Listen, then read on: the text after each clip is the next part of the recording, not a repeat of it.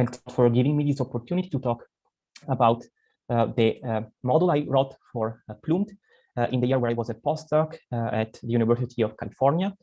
Basically, the objective of this module is to introduce the solvent accessible surface area as a new collective variable.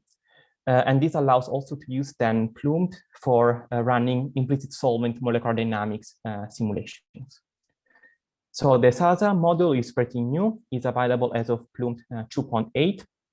As I mentioned, it contains methods for the calculation of the solvent accessible surface area in the following abbreviated as SASA of proteins, and can be used basically for two main functions. The easiest one is to use the SASA as a collective variable in metadynamic simulations, and also, as I mentioned before, to run implicit solvent simulations using PLUMED. If you use the Conda package of PLUMED and Amber that are available on the PLUMED Masterclass website, you won't need to do that. But in the last line here on this slide, I'm just reminding you to add this line here, enable module SASA, to your configure command when building PLUMED, if you decide to do that on your own and you want to be able to use the SASA functionality. So basically, I will start by giving a short introduction to the SASA module itself. In the SASA module, there are two main functions because I decided to implement two ways of computing the solvent accessible surface area. So the first function is called SASA Hazel, and it employs an algorithm for the computation of solvent accessible surface area that is described in a paper published in 1988 by Hazel et al. This is a fast algorithm that, however, is not super accurate. It's for sure less accurate than numerical algorithms. The other function implemented in the SASA module is called SASA LCPO. LCPO derives from is the acronym for linear combination of pairwise overlaps. This is a method for the computation of the solvent accessible surface area that was developed a few years after the Hazel algorithm, so in 1999, by the same group. It's a bit slower compared to the algorithm by Hazel et al., but it results in improved accuracy. Just to give you an idea of how faster and how more accurate the how faster the algorithm by Hazel et al. Is compared to the LCPO one, I included some data on this slide. Basically, what I did, I downloaded a significant number of PDB files from the Protein Data Bank database. Specifically, I downloaded 720 PDB files, and then I computed the solvent accessible surface area for all of these protein molecules using the two different algorithms, algorithm by Hazel et al. And the LCPO algorithm. And I compared the results with these two algorithms to the results obtained with some common numerical algorithm, the algorithm by Lee and Richards and by Shrake and Grupley, that give the, let's say, exact value of solvent accessible surface area. You can see here some parity plots. So basically, if the computation through this, let's say, analytical algorithm by Hazel et al. And LCPO algorithm were perfect, these points would fit onto the diagonal of the graph. You can see that the algorithm by Hazel et al. Leads to points that are more dispersed, so they are not really onto the main diagonal of the plots, but are still quite good. The LCPO algorithm is a bit more precise. For what concerns the computational cost, I included here the time required for the computation of the solvent accessible surface area with both the algorithm by Hazel et al. And the LCPO algorithm for 5 PDB structures. Here I'm showing the corresponding PDB code. These 5 proteins have an increasing number of residues. And as you can see, the algorithm by Hazel et al. Is always a bit faster than the LCPO algorithm. So there is a speed up of 2.5 to 3.7. To summarize the content of this slide, the algorithm by Hazel et al. Is less precise in computing the solvent accessible surface area, but is about 60 to 70% faster. So my suggestion, actually, at least when you want to run implicit solvent simulations where you have to compute the solvent accessible surface area at every time step, my suggestion is to use the algorithm by Hazel et al. You lose a little bit in accuracy, but you have an important gain in speed. The advantage of the algorithm by Hazel et al. And the linear combination of pairwise overlaps compared to the algorithm by Lee and Richards or Shrake and Ropley is that basically you can easily compute derivatives with these analytical algorithms, while computing derivatives with the numerical algorithms is quite tough. And if you have to implement a bias in a simulation, you need the derivative. So why should you use Andrea, the SASA? can I ask you a question? Sure. Yes. How amenable are these calculations for a GPU instead of a CPU? Yeah, I tried to run some implicit solvent calculations on a GPU. Obviously, yeah, there is a speed up. Again, the problem is having Plume to run on GPU. So basically what happens is that the AMD code runs on GPU and then Plume runs on CPUs, but there is some speed up. So I would actually recommend to use GPUs whenever it's possible, because this leads to a speed up if you want to run an implicit solvent simulation. Yes. Yeah. Thank you. Thank you very much. So sorry, Andrea, maybe a related question. So, but then in theory, if everything was on GPU, how easy is to implement for GPU this Hazel algorithm? Actually, the Hazel algorithm is not really. It's quite straightforward actually to implement the algorithm by Hazel et al. On GPU. The LCPO algorithm is a bit harder. Already in Amber, for instance, that it's the AMD software that I will use later on for the tutorial. There is let's say another a similar an analytical version very similar to the version by Hazel et al. To compute the SASA, and that is specifically designed for GPUs. So the algorithm by Hazel et al. Is very suitable for GPUs. The LCPO is not so much. That's another advantage of the algorithm by Hazel et al. Compared to the algorithm to the LCPO algorithm. Yeah. Okay, thank you. You're welcome. So why should you use the SASA model then? As I mentioned, there are two main functions of the SASA model. One is to use the protein solvent accessible surface area as a collective variable in metadynamics, or for instance, to monitor the SASA on the fly during the simulation or later on during the post-processing. And then you can use also the SASA model to perform implicit solvent molecular dynamic simulations. And I will explain you how to do that in the following.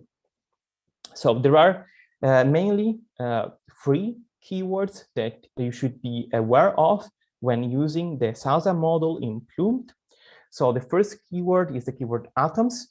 There you need to specify the group of atoms that you are calculating the solvent accessible surface area for, obviously. And then there are 2 other keywords that are more specific for the SASA model. One is the keyword type. The default here is total. And you have 2 possibilities, actually. One is total and the other is transfer.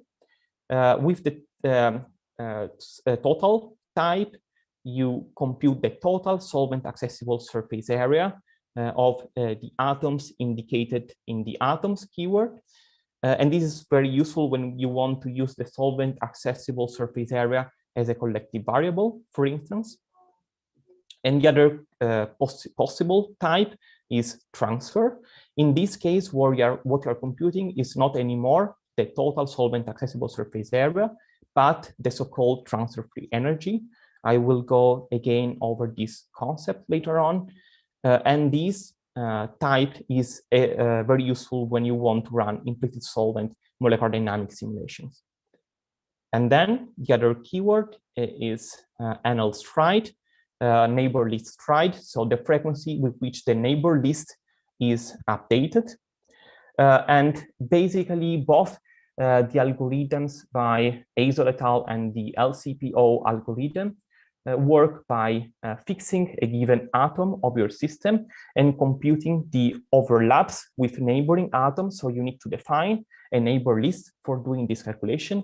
And with this NL stride keyword, you can specify the frequency with which the neighbor list is updated for the calculation of the solvent accessible surface area.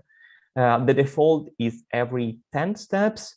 And in terms of accuracy, 10 steps is already quite optimal. I mean, it's a good compromise between accuracy and speed. So I wouldn't really recommend to modify this keyword too much.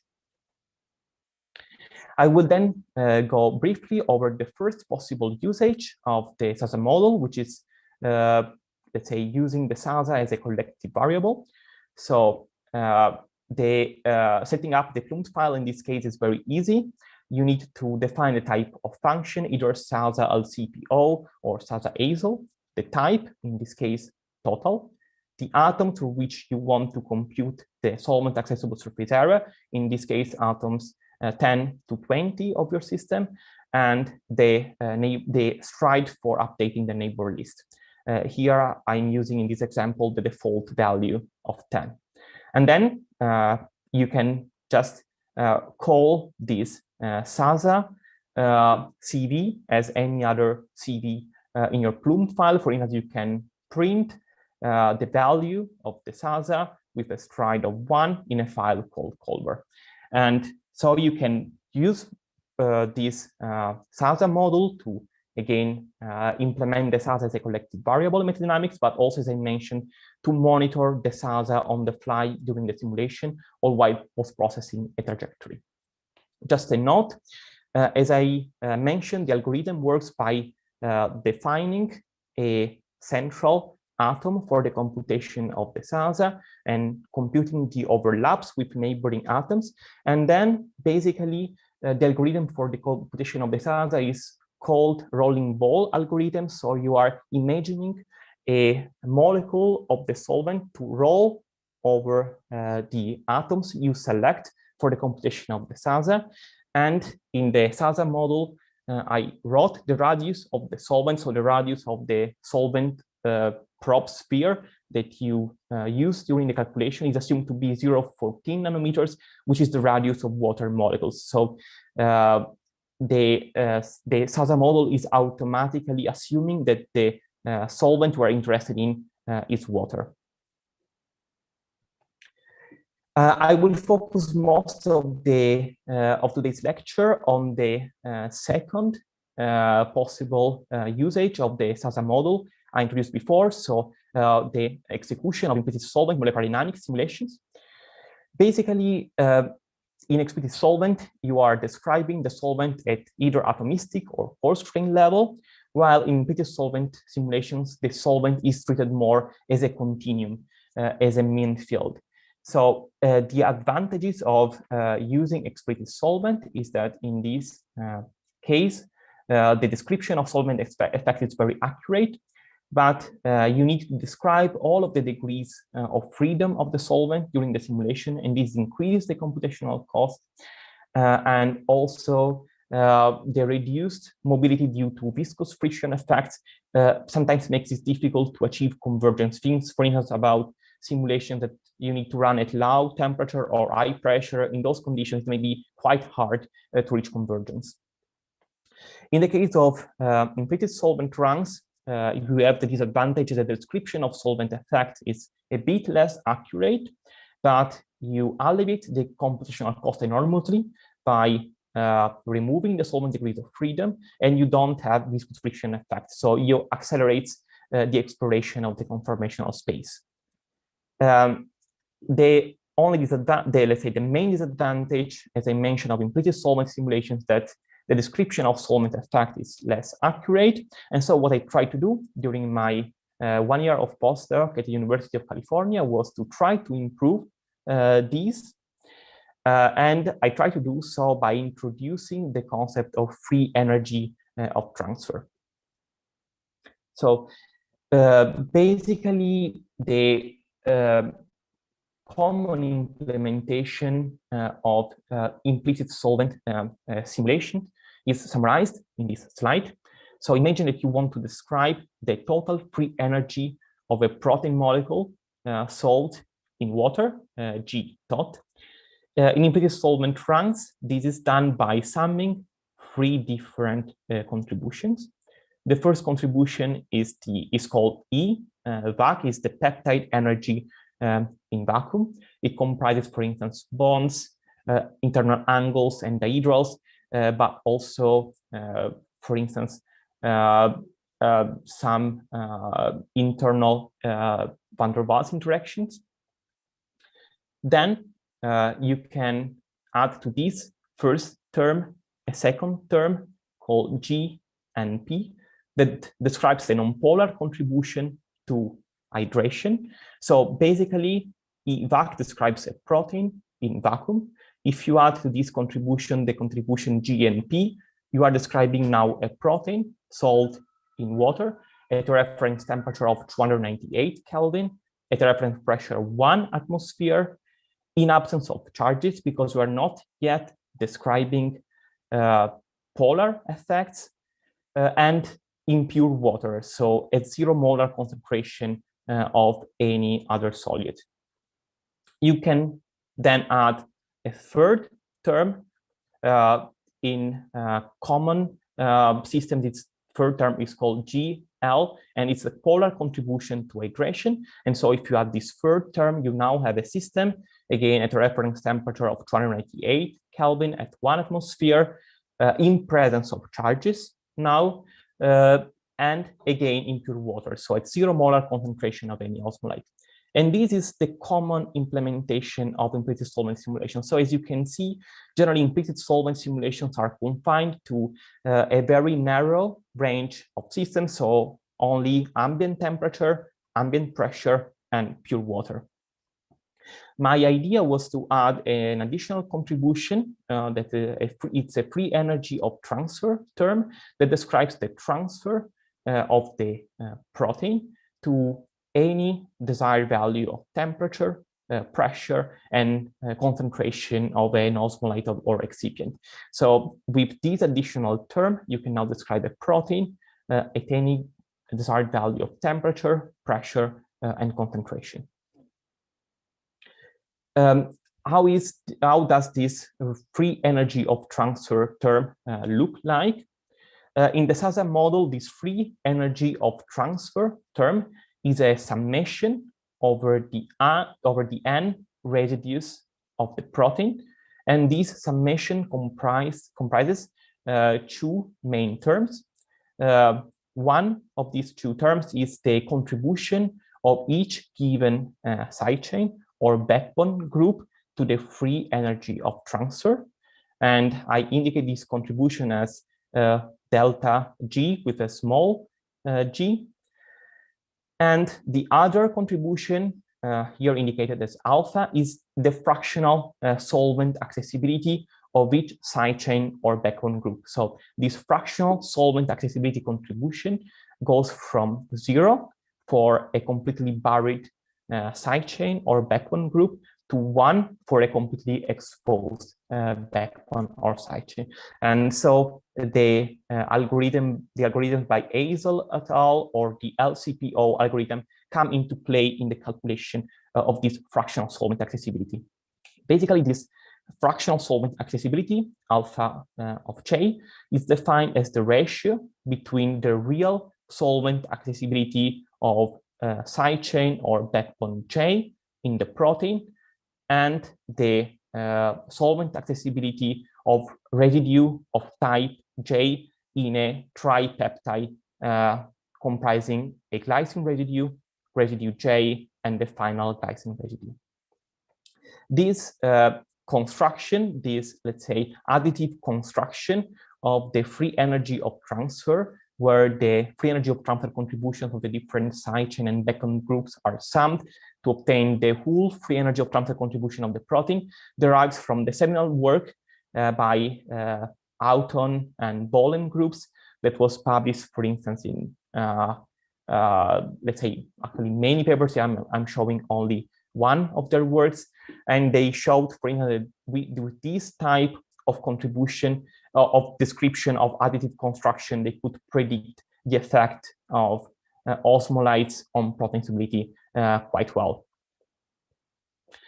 So now I will go a little bit deeper into the construction of this free energy of transfer contribution terms. So these delta G, delta small g terms here. And I will start on the procedure that I used to introduce the effect of temperature into the free energy of transfer contribution. This is a work that I carried out again with my supervisor in California, John M. Mache, and it was published only last year, so it's a quite recent work. So basically, to describe the effect of temperature, we downloaded a large set of protein data bank files resolved by nuclear magnetic resonance at different temperature values. We divided these PDB files in different subgroups according to the temperature values at which they had been resolved. And then we computed the probability of different side chains or backbone groups to be surface exposed at different temperature values. Finally, we exploited the relation between energy and probability to compute the free energy of transfer contributions to the different side chain and backbone groups. I won't go much into details of the calculations now. If you are interested, please just ask, or if you're interested again, all the calculations are explained in this paper published in the Journal of Physical Chemistry B. And basically, there are two mathematical ways of performing this calculation.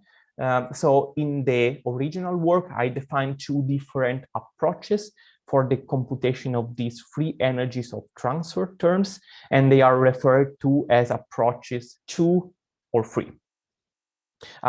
For time reasons, I won't have much time to go much into details. Just consider that these two approaches give quite similar results.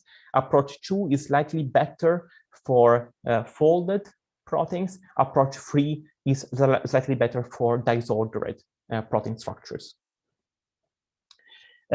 Here I'm showing the results we obtained after this mathematical derivation. So I'm showing the evolution of this free energy of transfer contribution for the different side chains, alanine, methionine, leucine, and so on, and for the backbone as function of temperature.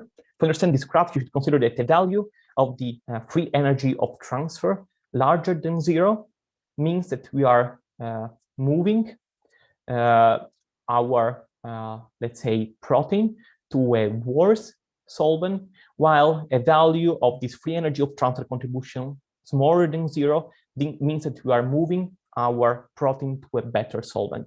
As you can see in this graph, for most of the side chains and also for the backbone, ambient temperature corresponds to the worse solvent, and going to either lower or higher temperature values, we are moving our protein to a better solvent. And this is exactly what we would expect, because the ambient temperature conditions are generally the conditions where we have a folded structure, while both low and high temperature result in unfolding of the protein. So you can see already from these graphs that the parabolic profile of protein stability is recovered. So we have a maximum of protein stability and both cold and hot saturation.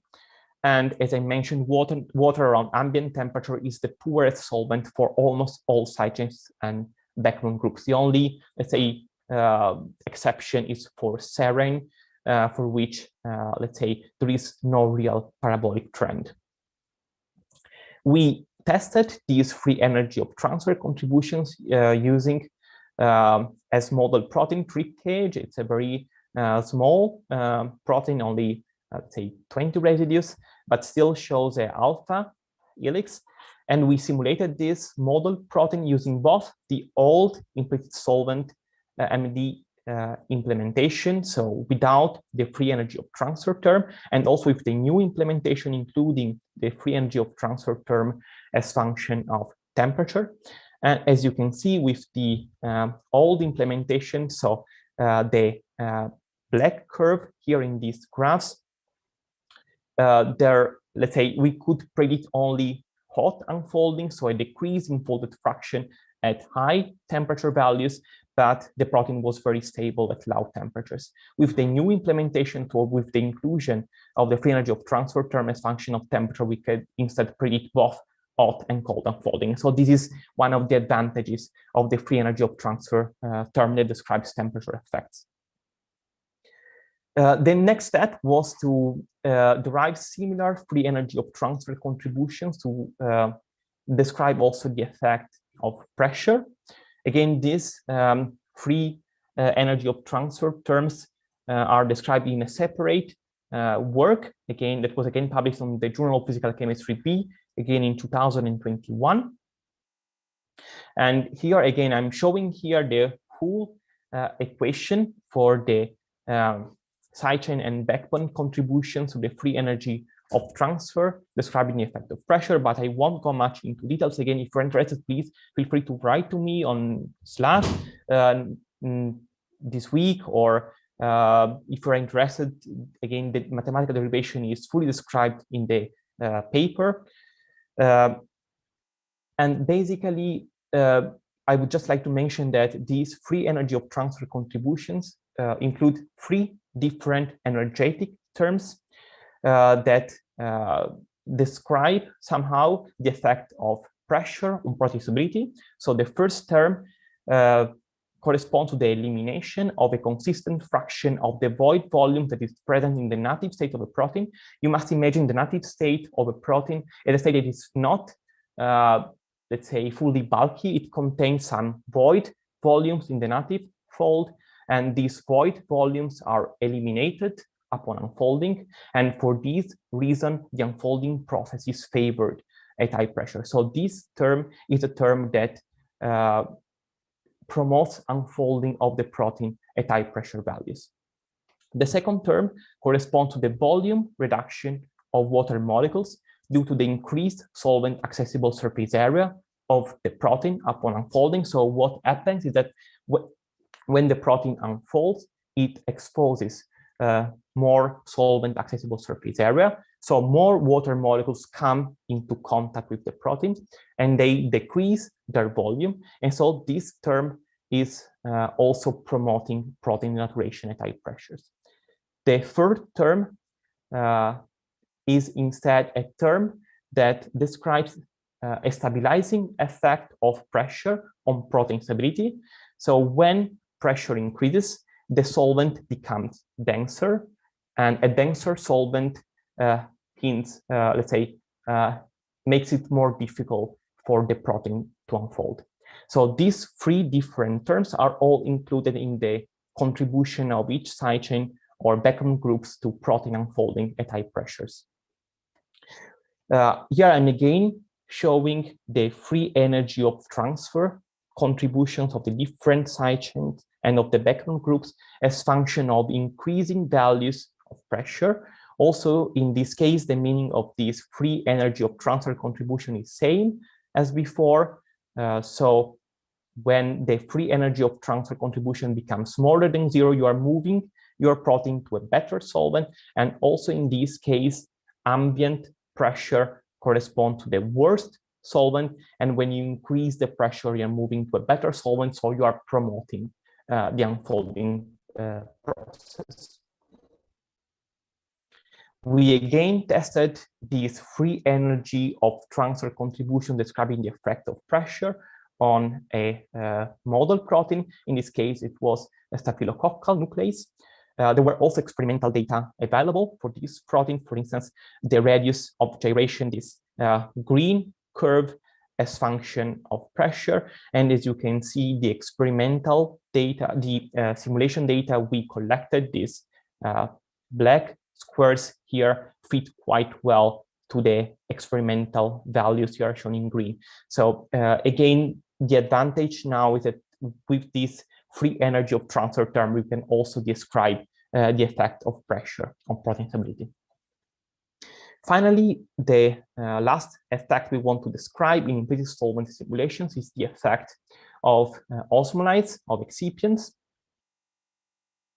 And in this case, the theory is much easier. Basically, the free energy of transfer contributions of the different side chains and backbone groups for different osmolytes were in this case extracted from experimental works, mostly from the experimental works of Auton and Bolen that I mentioned before. They were the people who first developed this additive construction of the free energy of transfer term.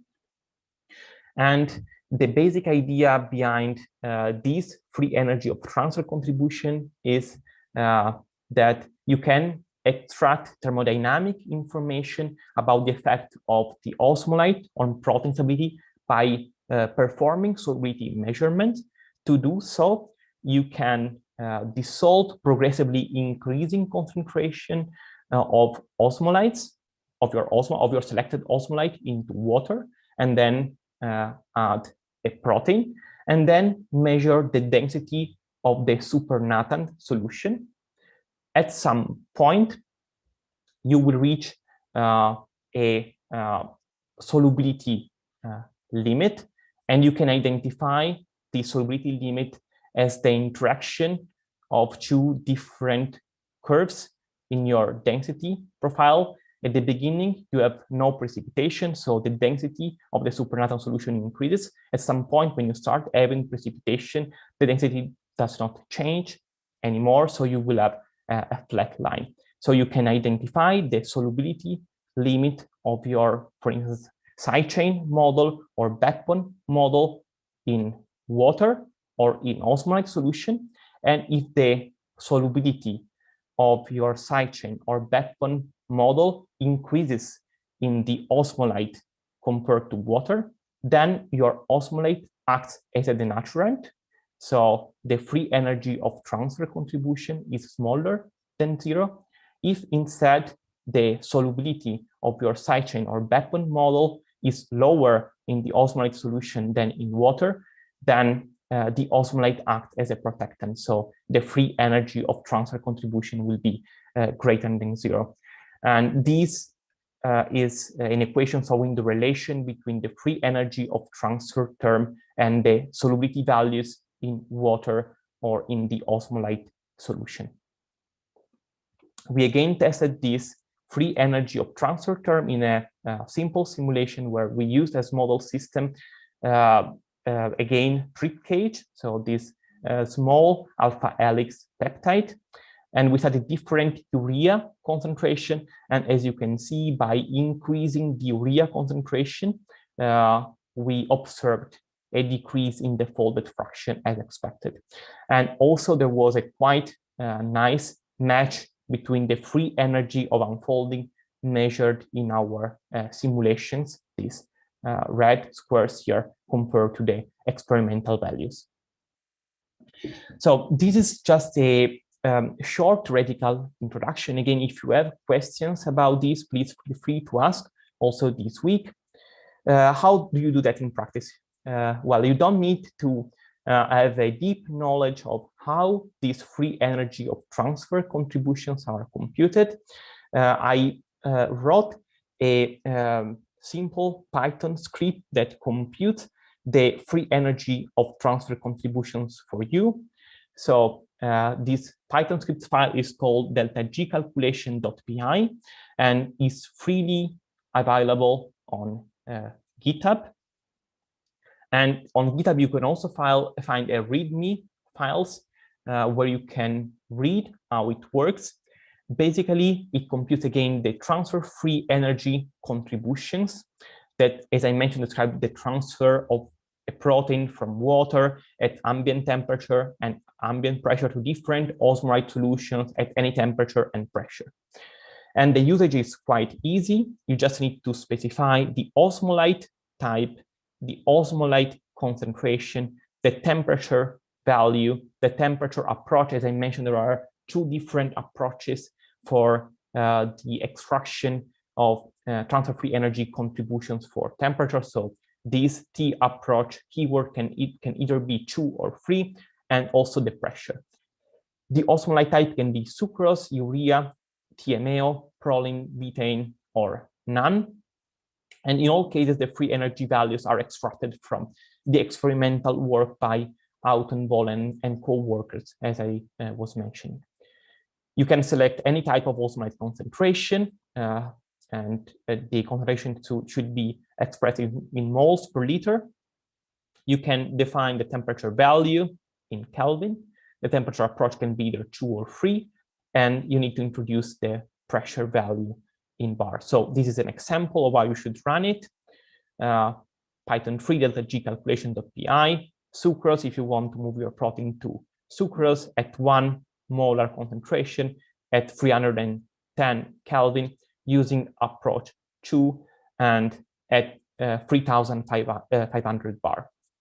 Okay, so this delta G calculation script that is available on GitHub then outputs a file like the one showed here. It's a file called deltag.dat. The first column will correspond to the different sidechains or to the backbone group, and for each sidechain and for the backbone group, you will have a value that is the value of free energy of transfer for the set of conditions of temperature, pressure, and osmolyte concentration you selected. These free energy of transfer values are in kilojoules per mole, and this deltag.dat file is directly compatible with the SASA model of Plume. So you don't need to do any post-processing on this file. And then what you need to do is you just need to prepare the Plume file. To do that, you just need to select the SASA function. Again, it will be SASA Hazel or SASA LCPO. The type, if you want to perform a free energy of transfer calculation, should be transfer. You again need to select the atoms for which you want the free energy of transfer contribution to be computed, in this case, atoms 10 to 20. The neighborly stride, again, here I'm using the default value of 10.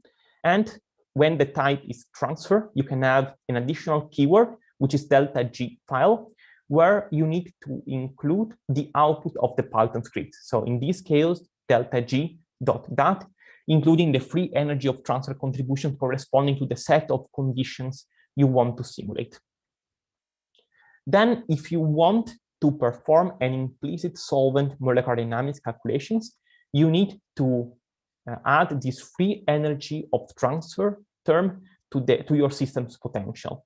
And to do that, you can use the bias value keyword of PLUMED, using as argument the SASA function that we just defined in PLUMED. And then here, for instance, I'm just printing the SASA, the measured transfer-free energy, and the different contribution of the bias that we are adding to our system potential. So with this bias value keyword, what we are basically doing is we are adding the transfer-free energy term to the system energy as a bias. There is another peculiar case in case you want to simulate only the effect of temperature. So you don't want to describe the effect of pressure or of any osmolyte in your simulation. You don't even need to add this delta-G file keyword. You can just specify another keyword that is called approach, and then can be either 2 or 3. Again, this approach keyword corresponds to the approaches for the calculation of transfer-free energy contributions in the paper I mentioned before to describe the effect of temperature in implicit solvent simulations. The rest of the file is the same, so you need again to define transfer as type, and to use the bias value keyword to add the transfer-free energy term to your system's energy as a bias. Okay, so basically this was the introductory part, the theoretical description of the Southern model. And now I would like to briefly introduce you to the exercises I prepared for you for this masterclass. My idea was to start from a very simple protein. I selected this protein here is a 15 residue protein with this sequence repeated 3 times. Is a very small peptide that still shows a secondary structure. It folds into a alpha helix, but we will start our simulations from an extended conformation, and we will perform implicit solvent simulations using the Amber MD code and the Amber force field 03 for the peptide. We will perform different simulations, so we will start from a system at ambient temperature, 298 Kelvin, ambient pressure, and in pure water. So for this first simulation, you won't even need the free energy of transfer term. In the second simulation, we will instead simulate the peptide at low temperature at 228 Kelvin to see if the protein cold unfolds.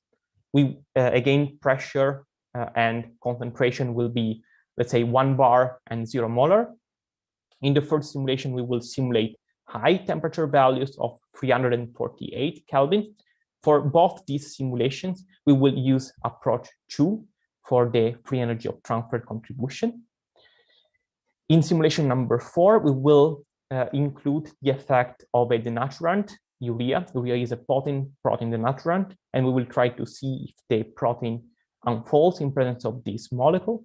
And finally, in approach 5, we will simulate a high pressure value of 3 kilobars. Each simulation will be run for 5 nanoseconds. In implicit solvent runs, equilibration is quite fast, so 5 nanoseconds are enough to see refolding from this extended conformation, or let's say the equilibration to an unfolded structure in the case of hot, cold unfolding, or pressure unfolding, or urea-induced unfolding.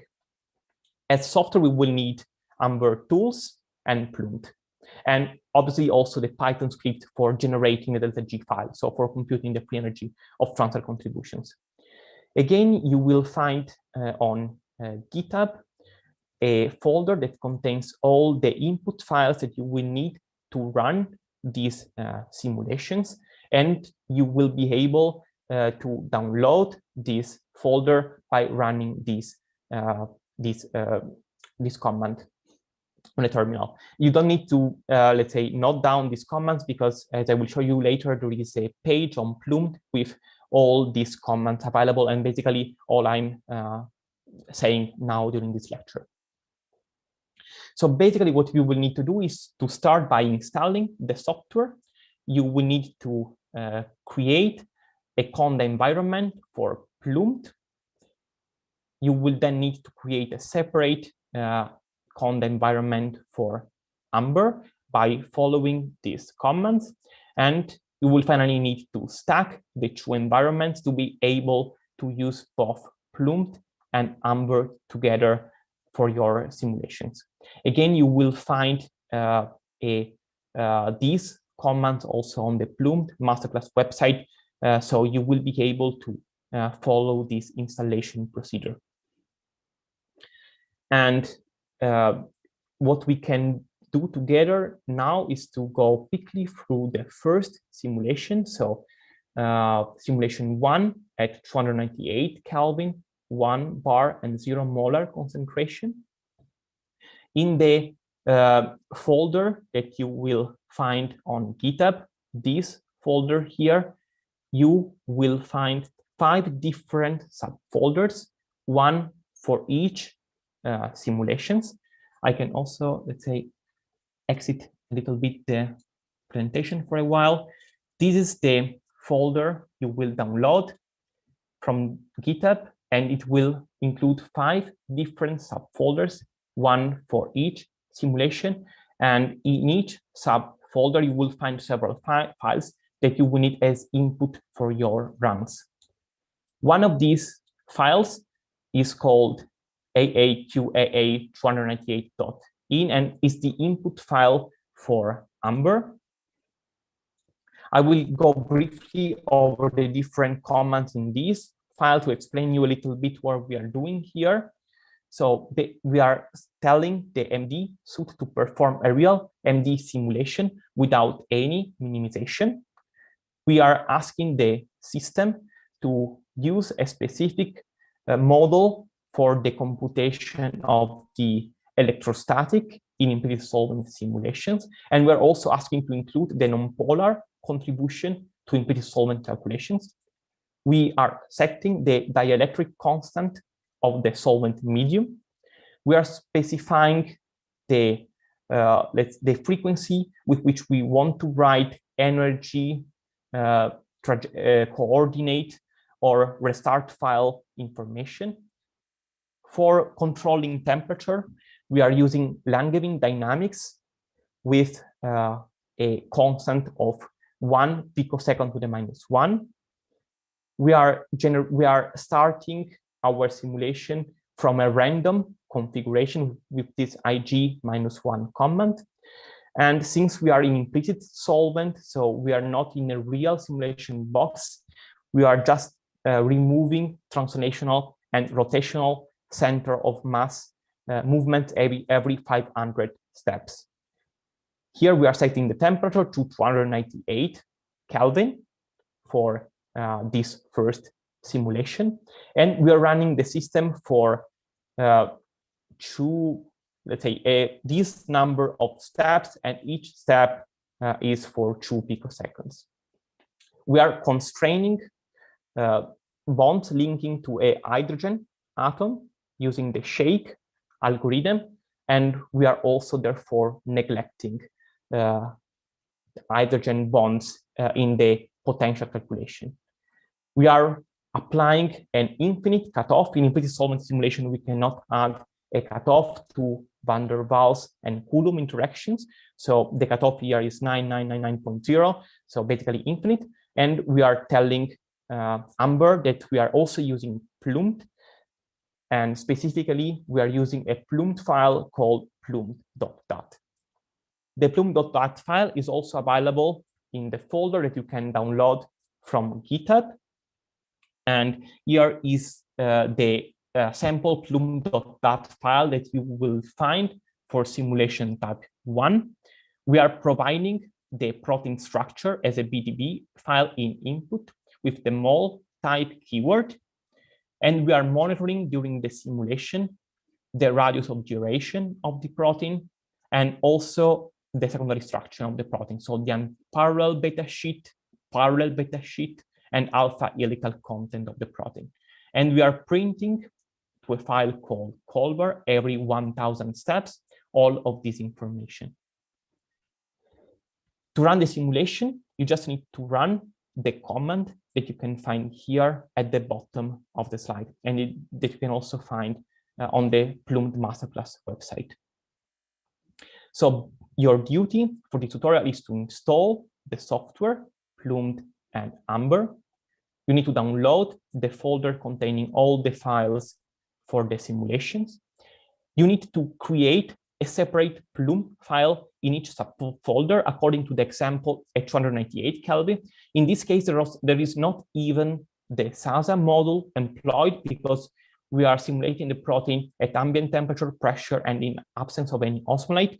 But for the other exercises 2 to 5, you will need to include the SASA module. So you will need to include a SASA term and also a bias value term. And then you just need to run the simulations using this command that you can find on the PLUMED Masterclass website. Here is a link to the PLUMED Masterclass website. I can also, let's say, exit my presentation and show briefly to you how it looks like. So you will find a theoretical introduction that explains you more or less what I discussed during this first lecture. And then you will have an introduction to the model system that we are simulating. So we want to refold a model peptide, this small 15 radius peptide called AA2AA3. You will have a description of the different systems we want to simulate, these 5 systems at different temperature, pressure, and urea concentration. A description of the commands you need to use for exercise 1 to install the software, to clone the GitHub folder with the input files you need, to let's say a description of the input files, the Amber input files, the Plumed input file, and the command you need to run the simulation. And here I'm also spoiling a little bit the results of the first exercise 1. So what you will see is that in exercise 1, during the 5 nanoseconds of your simulation, the alpha helical content of your protein will increase quite fast and will then equilibrate to a quite constant value in the last nanoseconds. And you will also have the possibility, as described here on this tutorial, to have a free energy surface representation of the alpha helical content of your protein as function of its radius of iteration. What you need to do is to perform on your own during this week, exercises 2 to 5, where, as I mentioned, you will need also to include this as a term and the bias value keyword to add the free energy of transfer term to your system. So I will go back to the presentation. So just to conclude this first lecture, we have discussed that the SASA model implements 2 different algorithms for the computation of the solvent accessible surface area: the algorithm by Hazel et al. Or the linear combination of pairwise overlaps algorithm. The model can be used for introducing the SASA as a collective variable, or for monitoring the solvent accessible surface area on the fly or while post-processing a trajectory. It can be used for performing also implicit solvent molecular dynamic simulations. And that's what this tutorial focuses on. Specifically, the implicit solvent simulations with the SASA module are based on the concept of free energy of transfer. And so please feel free to ask any question this week on the Slack channel. And obviously, feel free to use the SASA module and report any issue, and I will be happy to correct any issue that you may find during usage of the SASA module itself. Finally, just some acknowledgement to the people who were involved in this project: my supervisor at UCSB, Joanne Maché, and another postdoc who worked with me on this project, Pritam Ganguly. And thanks a lot for listening, and for the Plume developers for this possibility. Thank you, Andrea. So, any question from the participants?